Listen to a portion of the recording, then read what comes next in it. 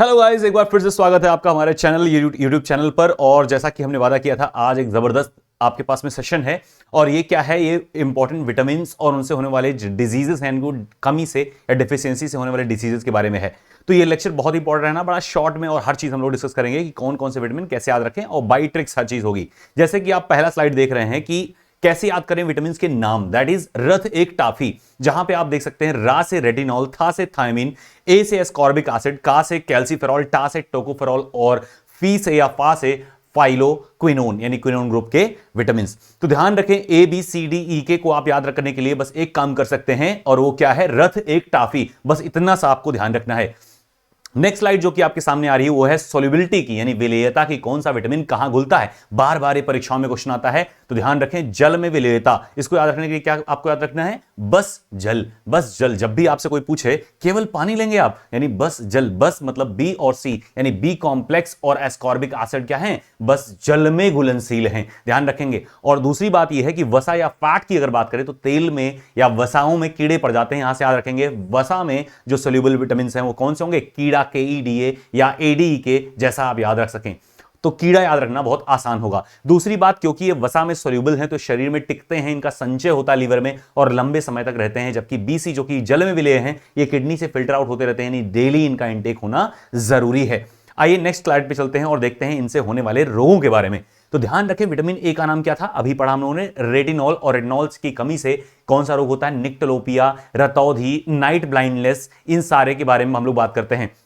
ध्यान रखें, कुछ और भी डिजीज होती है जो आंखों से संबंधित होगी, जैसे शुष्काक्षकोप की बात कर लें, ठीक है, इन सब की बात करेंगे। या रोडोप्सिनिया की अगर बात करें, या कोई भी अगर दृष्टि संबंधी अक्षमताओं की बात करेंगे, विटामिन ए होगा। बी की बात करें तो यहां पे B1 बेसिकली, जब भी कोई पूछता है विटामिन बी, तो विटामिन बी एक्चुअली में पूरा कॉम्प्लेक्स है, यानी कि एक सेट है विटामिन का, जिसमें B1 की बात करें तो उसका नाम है थायमीन, और इसी कमी से होता है बेटा बेरी बेरी रोग। सी की अगर बात करें, सी क्या है, एस्कॉर्बिक एसिड है। रथ एक टॉफी में ए से क्या था, एस्कॉर्बिक एसिड है, इसी कमी से क्या होता है, स्कर्वी, यानी कि होठ के किनारे फटने लग जाते हैं। डी की अगर बात करें, डी क्या है, कैल्सीफेरॉल। एक क में जो था वो कैल्सीफेरॉल था, तो ध्यान रखें कैल्सीफेरॉल की कमी से क्या होता है, रिकेट्स होता है, ऑस्टियोमलेशिया होता है, ऑस्टियोपोरोसिस होता है, धनुस्तंभ होता है, धनुटंकार होता है, ठीक है, अस्थि विक्षीणता होती है, बहुत सारे रोग होते हैं। कुल मिला के बस रिकेट्स कॉमन है, इसे याद रखें, या अस्थि संबंधी विकार याद रखें। ई की बात करें, टोकोफेरॉल, इससे होती है स्टेरिलिटी, यानी बांझपन होता है, बालों में शाइन चली जाती है, चमड़े की खूबसूरती गायब हो जाती है, इसीलिए विटामिन ई को भी सुंदरता की विटामिन भी कहा जाता है।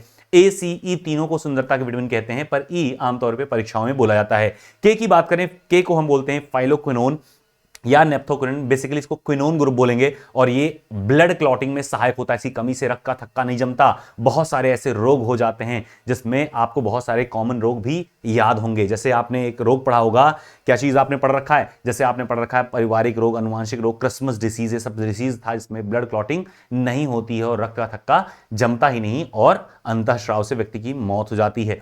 आइए नेक्स्ट स्लाइड पर चलते हैं और पढ़ते हैं हम लोग ट्रिक के बारे में। और वो ट्रिक कौन सा है, विटामिन बी कॉम्प्लेक्स के बारे में। यानी बहुत सारे विटामिन हैं जिनके नाम याद करना बहुत टफ होता है, विटामिन बी खास करके, और उसके लिए हम लोग देखते हैं ट्रिक।